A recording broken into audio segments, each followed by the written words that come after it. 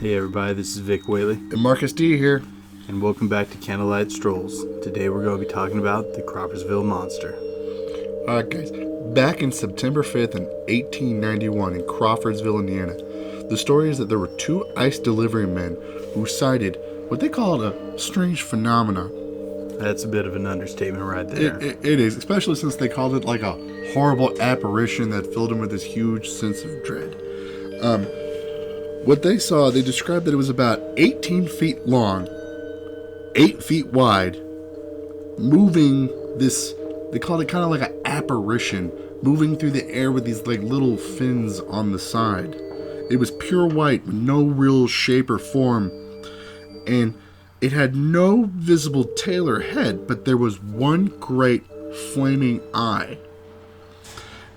And the only sounds that it seemed to be making were like these wheezing sounds, but there was no real discernible mouth or place where the sound could be coming from on the creature. They kind of said that it like flapped in the wind, kind of like a flag. And it really looked like it was suffering. And they said that they saw this thing hovering in kind of like the same general location for almost over an hour in Crawfordsville.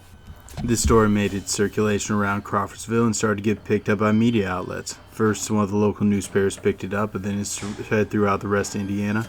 And this story actually made it far enough that it even made headlines in New Jersey. People were getting pretty upset. People were saying this was signs of the end times. But one of the weird things is this. Although it did make the newspapers within Crawfordsville, not all of them picked it up. I think only one of them picked it up, and the other three didn't mention it.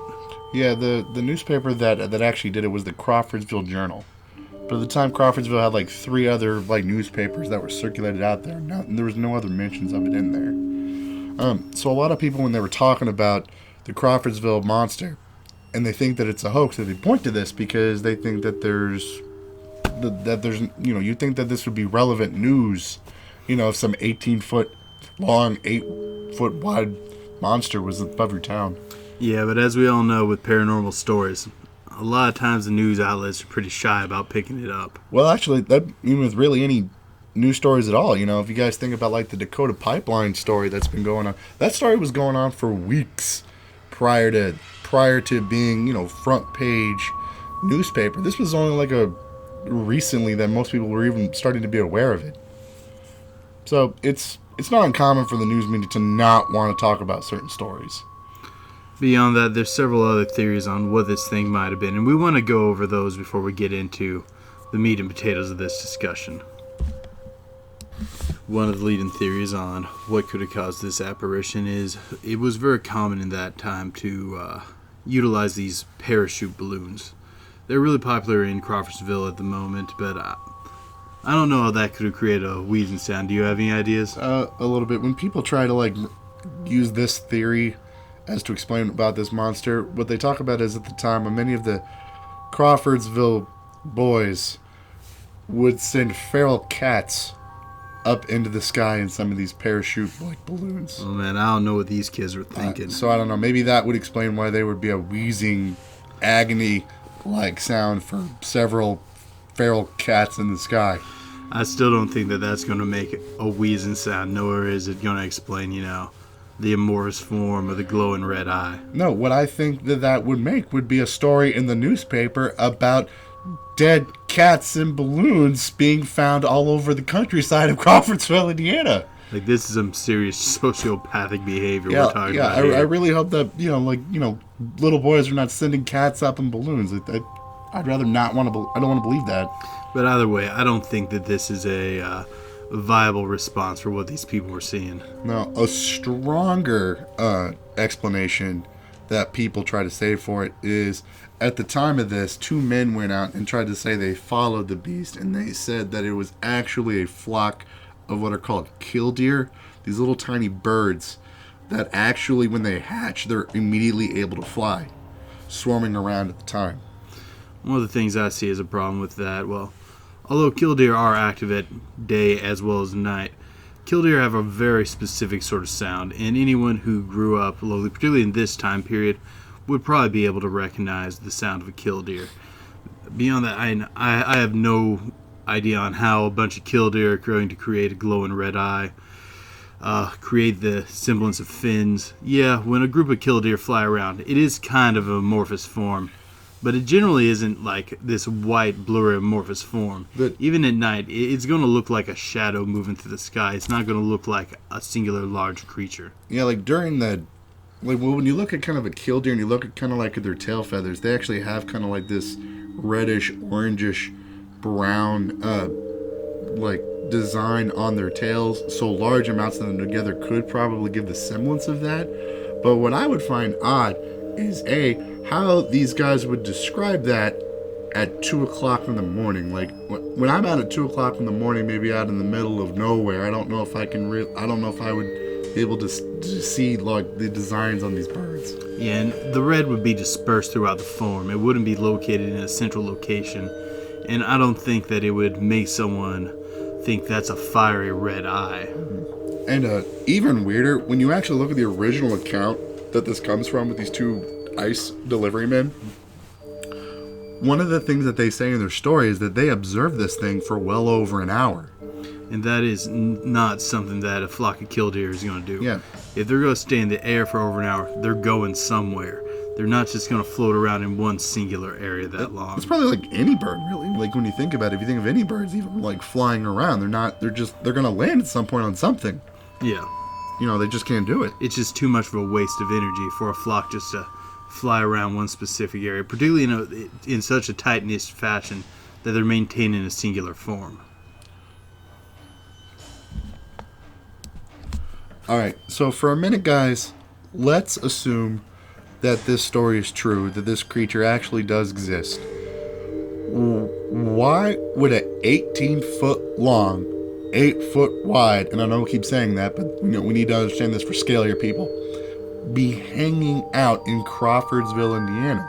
There's not a lot of places for this to be. The closest place I can even think would be like Slade National Park, which is like a ways away from that. Well, my first thought is this: that's not its natural area. Many of the accounts say that this creature was commonly jerking, it was making wheezing sounds, things along those lines. These are indications to me that it's either something at the end of its life or something that's been injured. Many people think that this could be some sort of creature from much higher in the atmosphere. Perhaps that's more of its native area. Due to its old age or injuries, it's had to descend down to a lower level. You see this sort of behavior with fish. When they're injured, they kind of make these sudden jerking motions. Or with giant squid, when they're injured, when we find them at the surface, it's usually because whales grab them and drug them up to the surface. We could be talking about a scenario something along those lines. But what else do you think it could be? To me, this thing would have to be going someplace else, and it would have had to have gotten stuck in Crawfordsville for some reason. Like, it had to have been migrating from someplace to someplace.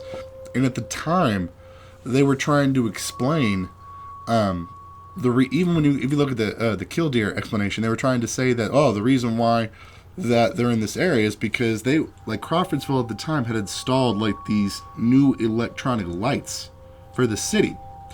And when the population of the birds or other migratory animals get exposed to these kinds of lights, it interferes with their migratory patterns. So that might explain why a creature that's migrating from one area might get disoriented and might end up in Crawfordsville. Another possibility that goes along with the lights is when a new stimuli is introduced to an animal's location, they want to investigate, they want to figure out what it is, determine if it's a threat, determine if it's safe to be around. If it's something that was living higher up and it suddenly starts to notice these lights on the ground at night, it could have been drawn in just to investigate it. Alright, so then what possible paranormal creature could this be? Like, what do you think it could be, Nick? Well, based on the descriptions of it, it supposedly swam through the sky in a snaking motion, kind of wriggled and rode the wind, moved like a flapping flag. I can only think of one other serpentine sort of creature in folkloric mythology that moves this sort of way. This sort of flying serpent sort of archetype, most commonly the eastern dragons. Often in art they're depicted as snaking their way through the sky. Actually, one of the people who saw this creature specifically said it moved through the sky like a snake slithers. Although this doesn't match all the details of the Eastern Dragon, there is a connection, I think, that can be drawn with its description. Eastern dragons are almost always depicted holding a glowing orb or holding a flaming orb. Well, this thing was described as having a big flaming eye. Maybe not a direct connection, but I think it's worth noting. Now, one of the things that got a lot of people in the newspaper stirred up about was the belief that this might be some sort of demonic entity. What's your thoughts on that, Marcus? I don't think it's a demonic entity. I do not think. I love several of my other people out there that are into the paranormal, but I don't like to assume and jump to the conclusion that everything is a demonic entity. It just does not. It just does not fit the criteria of what happens when demonic activity occurs on that kind of scale. We didn't see a lot of ecological disasters. There were large problems with childbirth in the area at the time. A lot of times demonic sightings of that scale are often supposed to be prophetic of some sort of another problem. In 1891, there really wasn't a lot of stuff going on at the time. First gasoline-powered car debuts. The first African-American Catholic priest gets ordained in the U.S. There's no negative event that correlates at the same time as the sighting of this beast. Some people like to bring up the idea that it's something called an atmospheric beast. The idea is that there are unknown biological entities that can survive in the upper atmosphere, living among clouds, and likely are primarily transparent, which fits fairly well with this thing's appearance. I think this idea is a very fascinating one that needs better exploration. Now, can I say that this 100% fits that? Well, people speculate that these creatures possess bioluminescence. Well, they did describe the eye as fiery, glowing, things like that, so that does somewhat fit. Beyond that, I more think that this is an interesting idea, maybe not the factual one to what happened. In all honesty, I'm kind of at a loss of giving this a solid answer on what this exactly is. There's not really a great folkloric parallel for a semi-transparent, globulous flying creature with a glowing red eye. I wish it was out there. I wish I could give you a better answer on it, but this is about as close as we can give you right now. And y'all, thank you for tuning in to our very latest installment of Candlelight Strolls. I really hope you guys enjoyed it. And guys, if you liked this topic, please leave a comments below for what topics you want us to cover. We love covering the topics that you guys are interested in. And if you like this video, please like, share, and subscribe to show your appreciation. And don't forget, keep believing. 'Cause we'll keep listening.